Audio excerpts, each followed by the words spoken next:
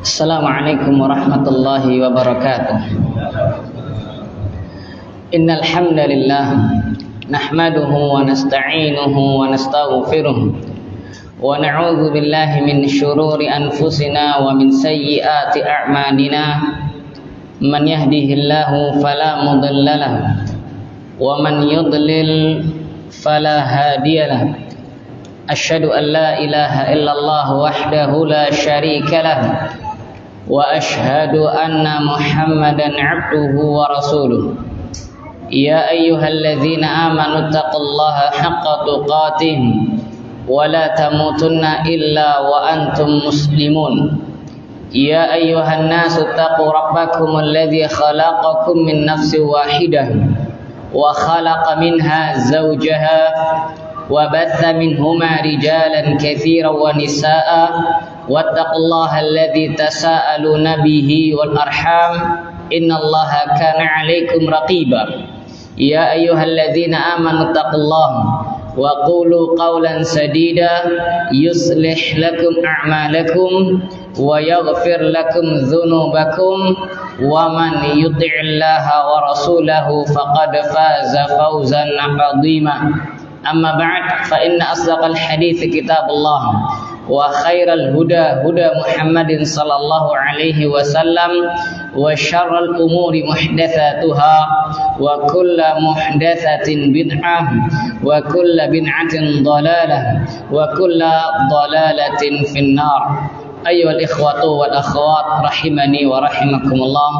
Alhamdulillah, segala puji bagi Allah Jalla wa Ala yang telah mempertemukan kita di majlis ini, majlis kajian Al-Aqidah As-Sahihah wa ma yudadduha wa yaliha nawaqidul Islam oleh Ma'ali Syekh Abdul Aziz bin Abdullah ibn Baz rahimahullahu ta'ala.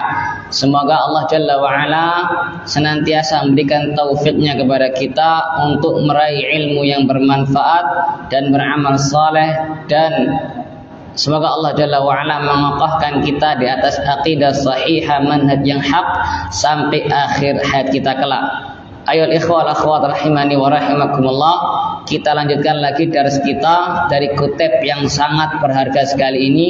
Kita melanjutkan pembahasan yang kemarin dari pembahasan al-imanu bil kutub, beriman kepada kitab-kitab Allah Jalla wa Ala. Kemarin kita terakhir membahas ucapan Syekh bin Baz rahimahullah. Beliau rahimahullah mengatakan wa nu'minu ala sabil tafsili bima sammallahu minha kat-taurati wal injili waz zaburi wal Qur'an. Dan kita beriman secara terperinci terhadap kitab-kitab yang Allah sebutkan namanya di dalam Al-Qur'anul Karim. Seperti apa? Kitab Taurat Allah sebutkan namanya dalam Al-Qur'anul Karim. Demikian pula seperti Al-Injil Allah sebutkan namanya di dalam Al-Qur'anul Karim. Demikian pula Zabur, Allah Subhanahu wa taala mengatakan wa ataina Dawuda zabura, dan kami berikan kepada Daud Zabur. Ini Allah sebutkan nama apa? Kitab Zabur di dalam Al-Qur'anul Karim. Demikian pula Al-Qur'anul Karim. Nama Al-Qur'anul Karim juga disebutkan di dalam Al-Qur'an. Maka kita imani kitab-kitab tersebut yang Allah sebut namanya secara terperinci. Maksudnya apa? Ini masih ingat? Maksud kita mengimani secara terperinci itu bagaimana? Ada yang masih ingat? Maksudnya adalah kita mengimani bahwa Allah menurunkan kitab yang bernama Taurat kepada siapa? Taurat kepada siapa? Musa alaihissalam. Allah menurunkan kitab Injil kepada siapa? Isa alaihissalam. Allah menurunkan, memberikan kitab Zabur kepada siapa? Daud. Allah memberikan Al-Qur'anul Karim kepada siapa? Nabi Muhammad SAW. Ini maksudnya. Karena setiap Rasul itu Allah turunkan kepada mereka kitab. Setiap Rasul itu Allah turunkan kepada mereka kitab. Namun gak semua kitab Allah sebutkan namanya.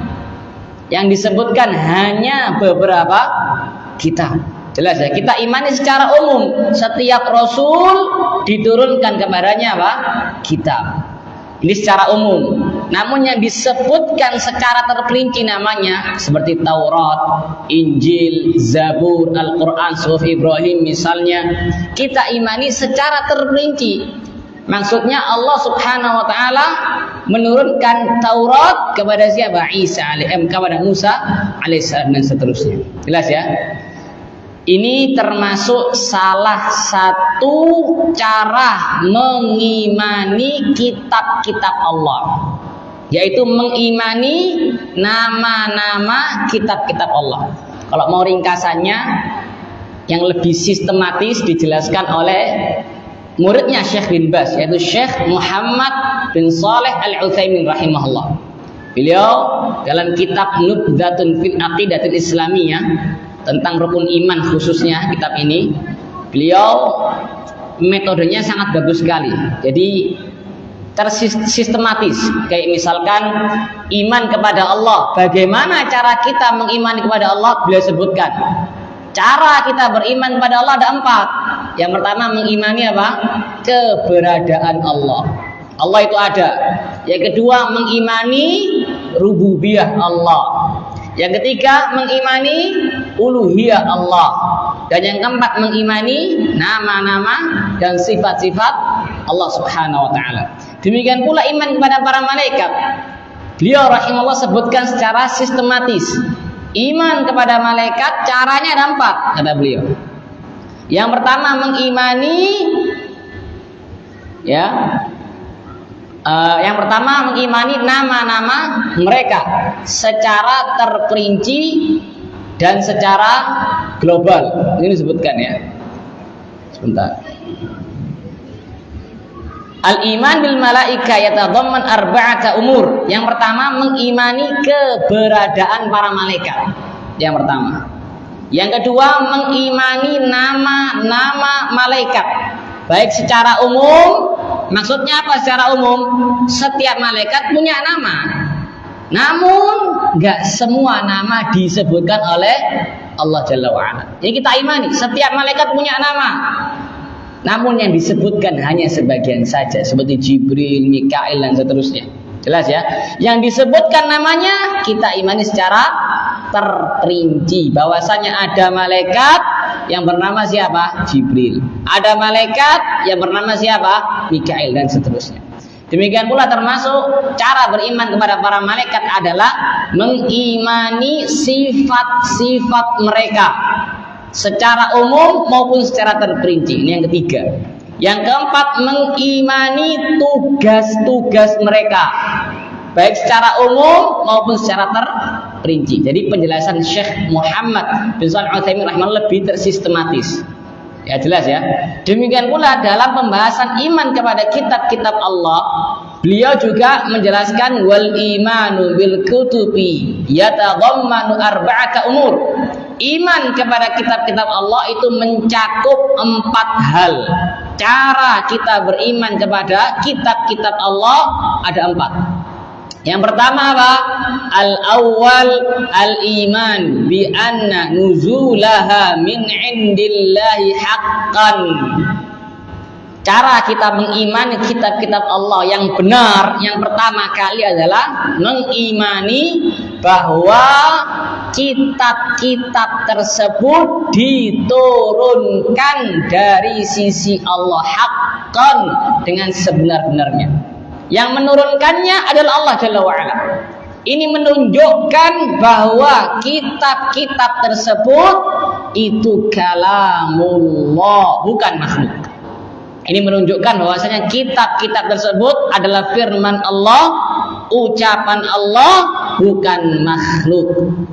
Jelas ya? Ini yang pertama, mengimani bahwasanya kitab-kitab tersebut benar-benar diturunkan dari Allah Subhanahu wa taala. Allah yang menurunkannya. Dalilnya banyak sekali. Misalkan Al-Qur'an dalam surat Al-Qadr. Allah mengatakan apa? Inna anzalnahu fi lailatul qadr. Sesungguhnya kami menurunkan Al-Quran fi Lailatul Qadar, dalam Lailatul Qadar, pada malam Lailatul Qadar. Demikian pula Allah mengatakan syahrul Ramadan alladzi unzila fihil Qur'an hudan linnas.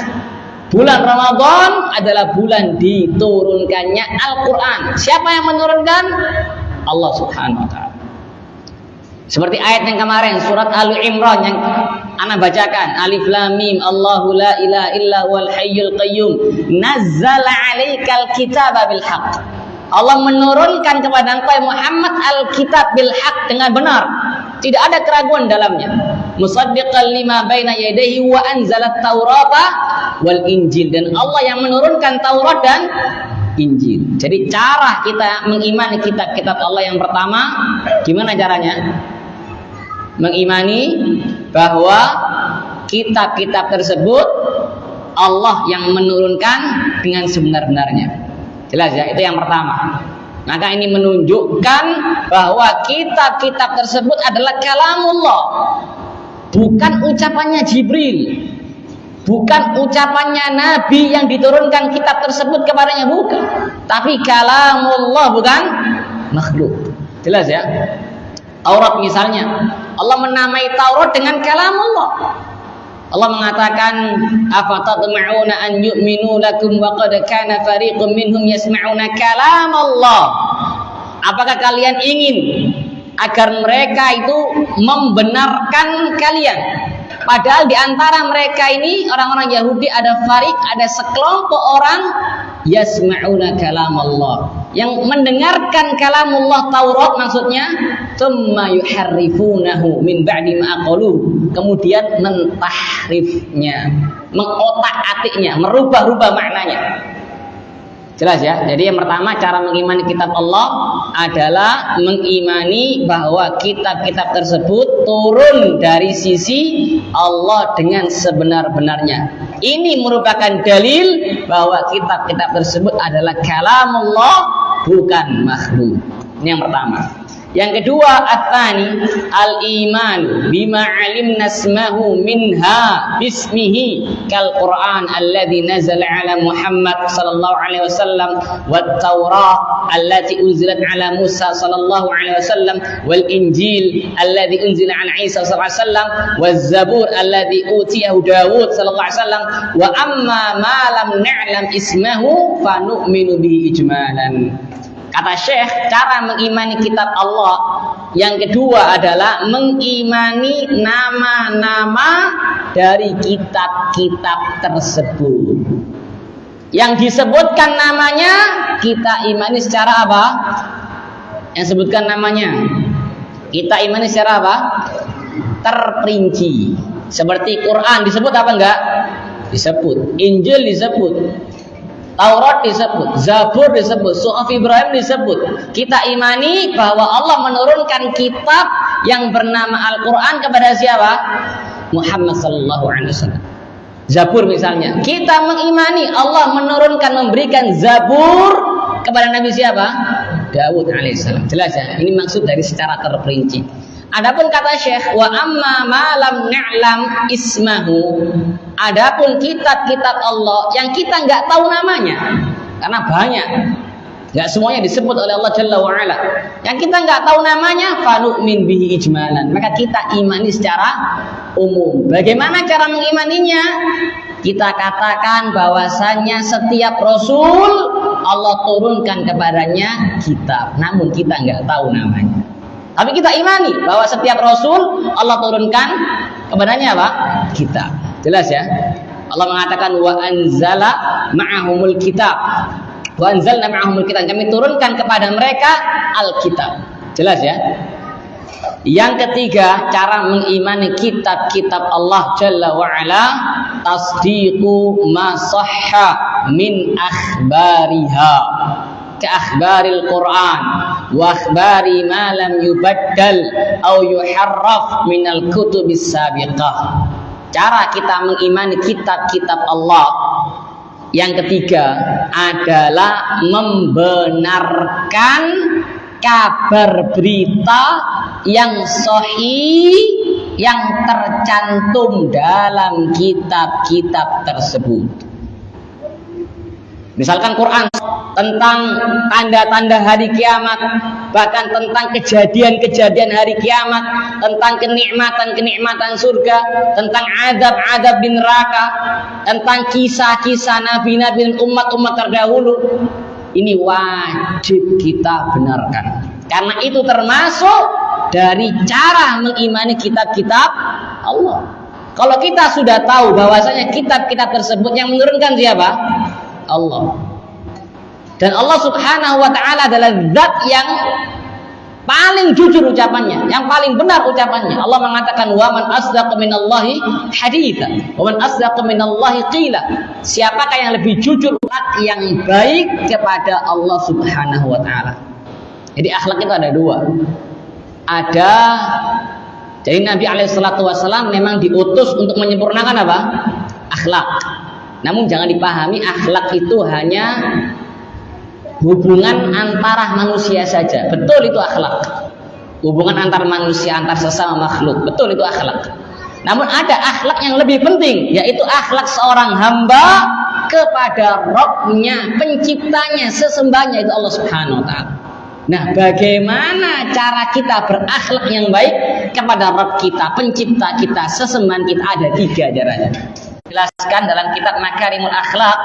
Akhlak yang baik kepada Allah ada 3. Yang pertama adalah menerima kabar berita dari Allah bitasdiq, dengan membenarkannya. Karena Allah adalah zat yang paling jujur ucapannya. Jelas ya, ini yang pertama. Allah mengabarkan tentang sifat Allah memiliki 2 tangan. Allah berfirman kepada iblis, laknatullah alaih, ya iblis, ma mana'aka an tasjuda lima khalaqtu biyadayya.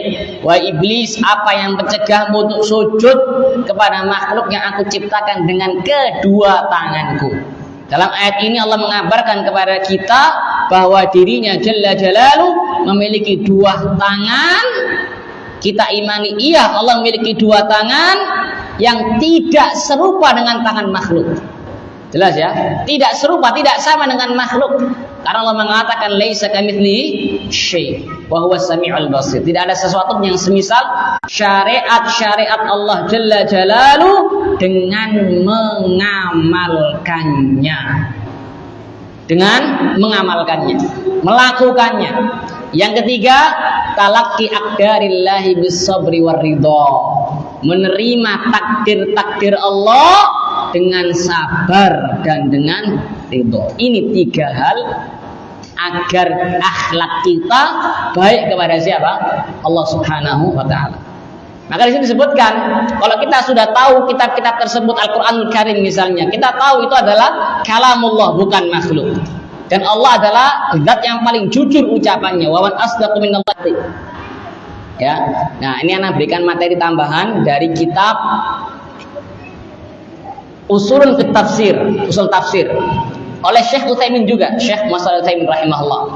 Beliau menjelaskan bagaimana sikap kita terhadap al-Israiliyat, ya, kisah-kisah atau berita-berita dari Bani Israel, atau mungkin ya yang mereka kabarkan dari Taurat mereka, atau yang mereka kabarkan dari Taurat. Nah, kata Syekh, wa tanqasimu hadhil akhbaru ila 3 anwa'. Dan kabar-kabar Israiliyat ini ada 3 kategori. Ini cara kita menyikapi al-Israiliyat atau kabar-kabar yang ada oleh Al-Qur'anul Karim. Al-Qur'anul Karim bersaksi akan benarnya kabar tersebut, maka fahuwa haqqun, kabar tersebut hak, benar. Kewajiban kita apa? Menerimanya. Contohnya di sini disebutkan hadis riwayat Bukhari, dan selain beliau dari Abdullah bin Mas'ud radhiyallahu anhu, beliau radhiyallahu anhu mengatakan, jaa habrun minal ahbari ila Rasulillah sallallahu alaihi wasallam faqala ya Muhammad inna najidu, dan berkata kepada Nabi alaihi salatu wasallam, wahai Muhammad, sesungguhnya kami menjumpai, kami mendapatkan dalam Taurat mereka, kami mendapati dalam Taurat bahwasanya Allah menjadikan langit-langit itu di dalam 1 jari. Ya, Allah menjadikan langit-langit itu dan tanah di satu jari dan seluruh makhluk di satu jari. Ini menunjukkan Allah memiliki apa? Asabi', jari-jari. Di antara dalilnya adalah dalil lainnya, Nabi SAW mengatakan, inna quluba bani Adam baina usbu'aini min asabi'ir rahman. Maka fadhahikan Nabi sallallahu alaihi wasallam hatta badat nawajiduhu tasdiqan liqaulil habr.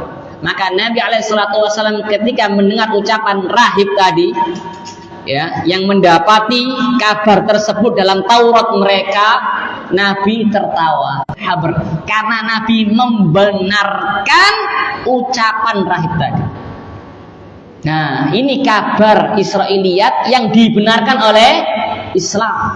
Nah, kewajiban kita juga membenarkannya. Karena prinsip kita dalam beragama, naduru ma'as sunnati haitsu darat.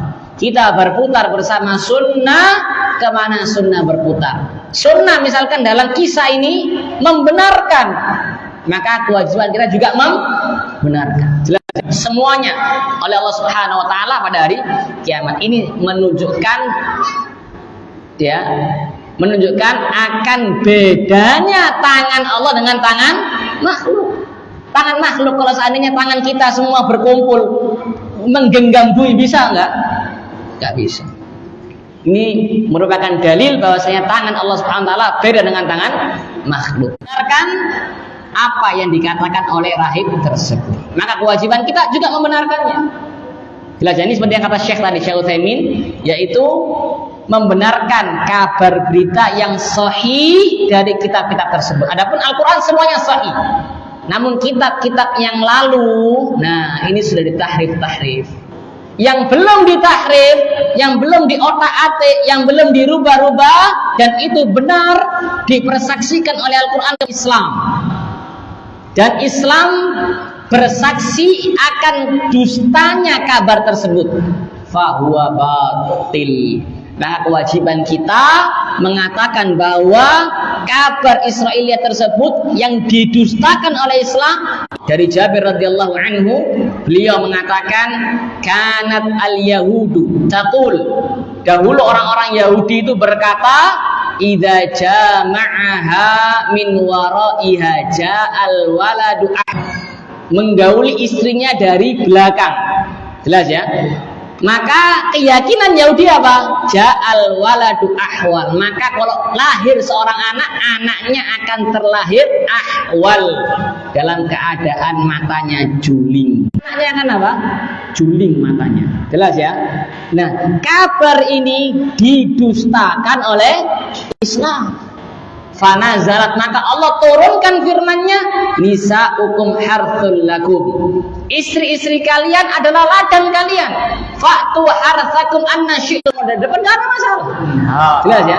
Waridha wat taslimu bihi sawa'un afahimna hikmatahu am lam nafhamha wa jami'ul kutubi sabiqati mansukhatun bil Qur'anil 'azim.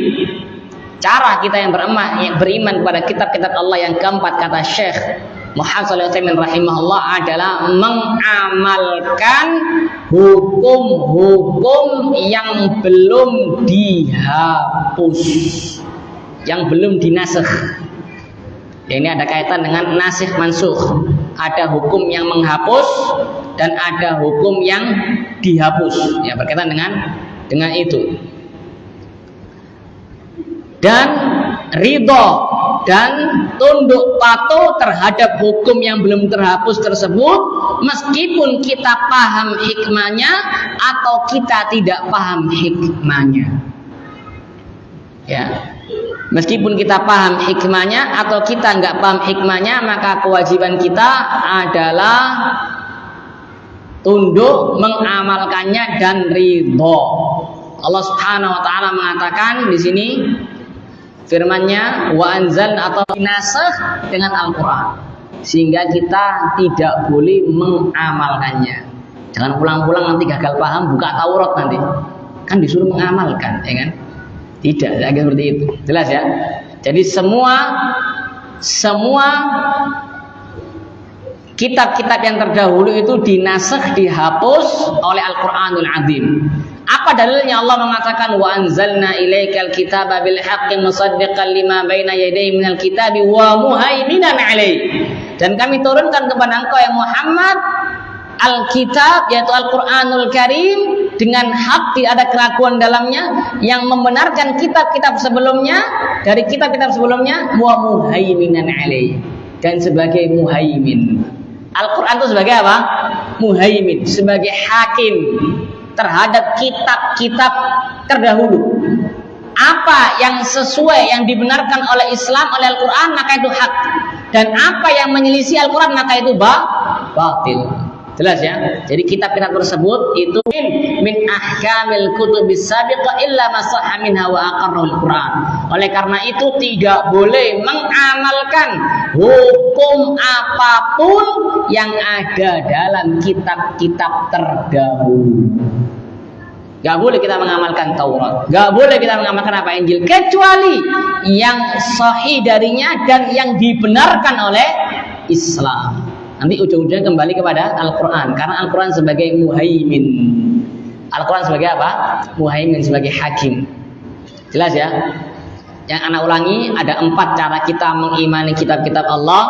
Yang pertama, mengimani bahwasanya kitab-kitab tersebut turun dari sisi Allah Subhanahu wa ta'ala dengan sebenar-benarnya. Yang kedua, mengimani nama-nama dari kitab-kitab tersebut, baik secara umum maupun secara apa? Terperinci. Yang ketiga adalah membenarkan kabar berita yang sahih dari kitab tersebut. Adapun Al-Quran semuanya sahih. Gak mungkin ada ayat yang dhaifah, gak ada. Ayat ini didhaifkan oleh Syekh Albani, ada yang gitu? Gak ada. Semuanya sahih. Adapun, jangan kita lanjutkan masalah adzan insyaallah. Baik, ayat ikhwah rahimani wa rahimakumullah. Kita lanjutkan lagi, ana ulangi lagi kata Syekh Muhammad bin Shalih Al-Utsaimin bahwa kitab-kitab tersebut adalah kalamullah, bukan makhluk. Dan ini juga merupakan sebuah dalil bahwasanya Allah Subhanahu wa taala memiliki sifat al-ulu, sifat ketinggian.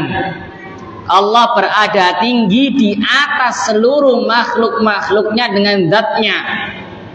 Karena Allah yang menurunkan Al-Quran, namanya menurunkan dari bawah ke atas atau atas ke bawah? Atas ke bawah. Jelas ya? Maka seperti misalkan syahrul Ramadan alladzi unzila fil Qur'an inna anzalnahu fi lailatul qadar. Allah yang menurunkan Al-Quran. Ini menunjukkan bahwasanya Allah berada di atas, berada di atas seluruh para makhluknya dengan zatnya. Jelas ya? Ini untuk membantah, menyangga statement sebagian orang yang mengatakan Allah di mana. Ini batil. Allah Subhanahu wa taala berada di atas arsy. Dalilnya sangat banyak sekali. Dalil tentang ketinggian Allah di atas seluruh makhluknya banyak sekali. Bahkan kata Imam Al-Qayyim rahimahullah, ada 2000 dalil yang menunjukkan Allah berada tinggi di atas para makhluknya. Baik dalil melalui Al-Quran, atau sunnah, atau ijma', atau akal yang sehat. Akal yang sehat pasti menetapkan Allah berada tinggi di atas. Karena sifat atas dengan sifat bawah, mana yang lebih sempurna? Yang atas. Jelas ya? Dan Allah Subhanahu Rabbul Alamin, Tuhan semesta alam. Allah memiliki sifat-sifat yang sempurna. Maka Allah tersifat dengan sifat apa? Ketinggian. Demikian pula sifat ketinggian ini juga dalilnya melalui fitrah. Fitrah yang lurus. Orang kalau fitrahnya lurus pasti dia mengimani apa? Allah berada tinggi di atas. Hatta orang yang mengingkari Allah berada di atas arsy, dia kalau misalkan berdoa kepada Allah atau dia ketika menyebut nama Allah, nggak sadar dia apa? Menunjuk ke atas. Padahal lisannya dia mengatakan Allah di mana-mana. Namun ketika dia menyebut Allah, tangannya apa? Ke atas. Ini menunjukkan fitrah manusia yang meyakini bahwa Allah itu berada di atas. Kalau kita doa, kira-kira hati kita tertuju ke mana? Kalau antum doa, nah kita doa ini, kira-kira hati kita tertuju kemana? Kanan atau kiri, depan, belakang? Tidak. Hati kita tertuju kemana? Ke atas. Demikian pula hatta hewan. Hewan kalau misalkan mengeluh sakit akan apa? Mengangkat matanya ke atas. Ini menunjukkan fitrah yang lurus, yang belum ada penyakitnya ya.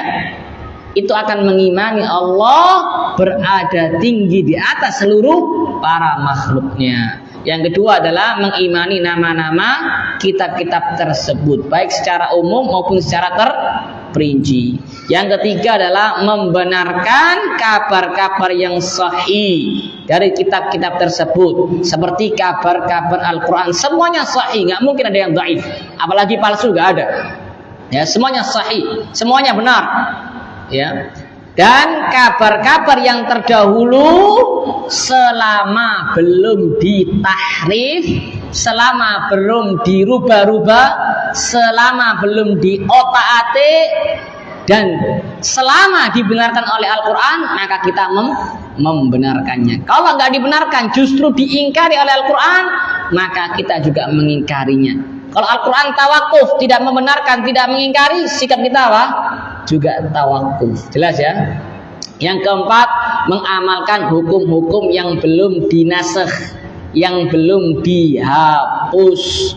Ya, Allah Subhanahu wa taala berfirman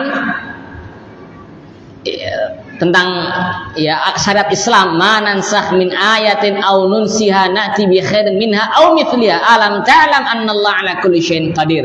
Ayat apapun yang kami nasakh, yang kami hapus atau kami jadikan hilang di ingatan-ingatan kalian, na'ti bi khairin minha, kami akan datangkan dengan ayat yang lebih baik dari ayat tersebut, aw mithliha, atau yang semisal dengan ayat tersebut.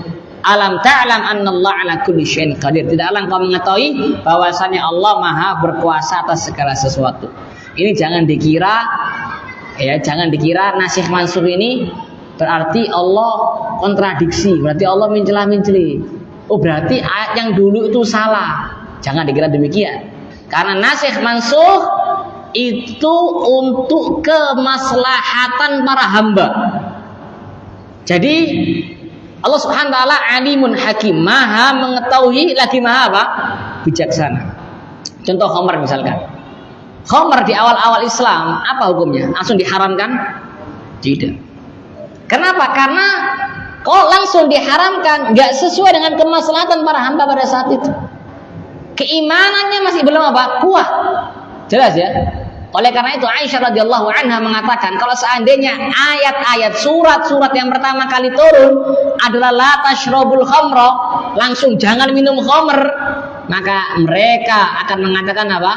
La nad'ul khamra abad. Kita enggak mau meninggalkan khamr selama-lamanya. Karena apa? Belum kuat keimanannya. Setelah keimanannya kuat, baru khamr ini apa? Diharamkan secara bertahap. Sampai akhirnya apa? Haram. Bukan berarti Allah mencela-menceli. Oh, berarti pelin-pelan ya, dulu dibolehkan, sekarang diharamkan. Na'udzubillah min dzalik. Tidak. Allah Maha mengetahui keadaan para hamba. Allah Maha bijaksana. Makanya Abdullah bin Abbas radhiyallahu anhu ketika menafsirkan ayat tadi, dia mengatakan khairul lakum fil manfa'ah wa arfaq bikum. Hukum tadi itu yang menasakh, yang menghapus hukum sebelumnya itu lebih baik bagi kalian dari sisi kemanfaatannya dan lebih lembut bagi kalian. Contoh ya, contoh lagi. Ini kalau ini dalam syariat Islam, ini beda syariat. Syariatnya Nabi Musa alaihissalam. Syariatnya Nabi Musa alaihissalam, kalau tobat gimana? Bunuh diri, bunuh diri. Allah mengatakan wa idz qala Musa liqaumihi ya qaumi innakum dhalamtum anfusakum bittikhadikumul ijla fatubu ila bari'ikum faqtulu anfusakum dzalikum khairul lakum inda bari'ikum fataba 'alaikum innahu wat-tawwabur rahim. Kata Allah Subhanahu wa taala tentang Nabi Musa alaihissalam, ingatlah ketika Musa berkata kepada kaumnya, kaum yang menyembah al-ijl, anak sapi, ya qaumi innakum dhalamtum anfusakum, wahai kaumku, kalian ini menzalimi diri kalian sendiri dengan cara kalian menyembah anak sapi, patung anak sapi, waliyadzubillah. Maka fatubu ila bari'ikum, tobatlah. Kalau diterapkan di syariat kita gimana? Ya, bisa, belajar. Makanya sudah apa? Dinasakh. Nggak boleh kita beramal dengan apa? Taurat. Taurat dinasikh dengan apa? Al-Quran Al-Karim. Jelas ya? Ini jadi nasikh mansukh itu justru besok kita rubah pendapat kita rujuk ke pendapat yang B misalnya. Nah, kalau kita ini menunjukkan apa? Menunjukkan kelemahan kita. Yang kemarin kita lemah, ternyata kita masih kurang teliti dalam membaca apa? Dalil. Jelas ya? Namun kalau Allah Subhanahu wa taala ya, dari sisi nasikh mansukh jangan disamakan dengan apa? Nasikh mansukh itu justru menunjukkan hikmah Allah Jalla wa Ala, sempurnanya ilmu Allah Subhanahu wa taala dan untuk menguji manusia.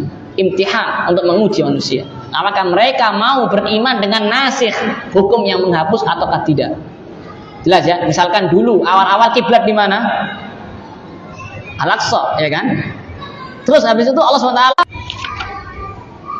kemudian di sini disebutkan waridha wat taslim bi sawaun afaimna hikmatahu am lam nafhamha, dan kita wajib ridha dan taslim, tunduk patuh menerima hukum-hukum Allah Subhanahu wa taala meskipun kita paham hikmahnya ataukah kita enggak paham hikmahnya, karena bukan sebuah syarat untuk beramal kita harus tahu hikmahnya dulu. Itu bukan syarat. Anak enggak mau beramal, kenapa? Anak sih belum tahu hikmahnya. Kenapa antum enggak sholat? Ya anak sih durung ngerti apa? Hikmah dari sholat. Lah, bukan seperti itu. Tugas kita adalah apa? Mengamalkan perintah Allah Subhanahu wa taala. Baik kita tahu nggak tahu hikmahnya, amalkan sudah. Dan yakini bahwasanya pasti ada hikmahnya. Karena ketidaktahuan kita, kejahilan kita terhadap sebuah hikmah, belum tentu hikmah itu nggak ada. Jelas ya? Contoh misalkan anak pribadi ini ya. Kalau lewat jalan tol itu biasanya kita dilarang mendahului dari sebelah mana? Dari kiri. Berarti kan kanan boleh kan? Yang misalnya mobil di tengah ini, tengah. Kalau kanan boleh mendahului, kalau kiri enggak boleh. Anak pribadi jujur nggak tahu hikmahnya. Kenapa kok kiri dilarang tapi kanan boleh, ya kan? Kalau kita mau tapi aturan tersebut dipasang ada hikmahnya. Nggak mungkin dipasang, ditulis besar, namun nggak ada hikmahnya, nggak mungkin. Cuma anak aja yang belum apa? Paham. Jelas ya? Demikian pula ibadah kalau syariatkan pasti ada hikmahnya. Kalau kita nggak tahu, kalau kita nggak tahu hikmahnya, hikmah dari sholat misalnya, hikmah dari puasa misalnya, hikmah dari apa lagi? Hukum warisan, anak laki-laki dapat 2 bagian, perempuan misalnya, kita nggak tahu hikmahnya. Jangan mengatakan, nggak ada hikmah lagi. Ngawur misalkan, jangan belum tadi. Saking kita aja yang masih jahil. Itu aja. Misal lagi dalam masalah dunia, masalah kedokteran. Ya, ada pasien sakit ini harus operasi. Dokter mengatakan, antum harus operasi antum. Kalau tidak operasi, mati antum. Jangan seperti itu. Terus pasien ini tiba-tiba nolak. Enggak, anak tidak mau operasi. Sampai anak tahu hikmahnya begini. Sudah, dia tugas dia apa? Wes pasrah sama dokter. Antum belah-belah sudah, yang penting anak apa? Anak ikhtiar untuk sembuh. Jadi ketidaktahuan kita terhadap sebuah hikmah belum tentu hikmah itu enggak ada. Saking kita aja yang masih jahil, belum paham. Jadi jangan nuduh. Jelas ya? Dan bukan syarat untuk beramal soleh kita harus tahu hikmahnya dulu baru kita amal. Tidak. Antum tahu hikmahnya, enggak tahu hikmahnya, amalkan. Selama Allah yang memerintahkan, Rasul yang memerintahkan, amalkan. Jangan nunggu tahu hikmahnya terlebih dahulu. Wallahu a'lam bishawab. Itu yang bisa saya sampaikan. Kurang lebihnya mohon maaf. Insyaallah kita lanjutkan besok.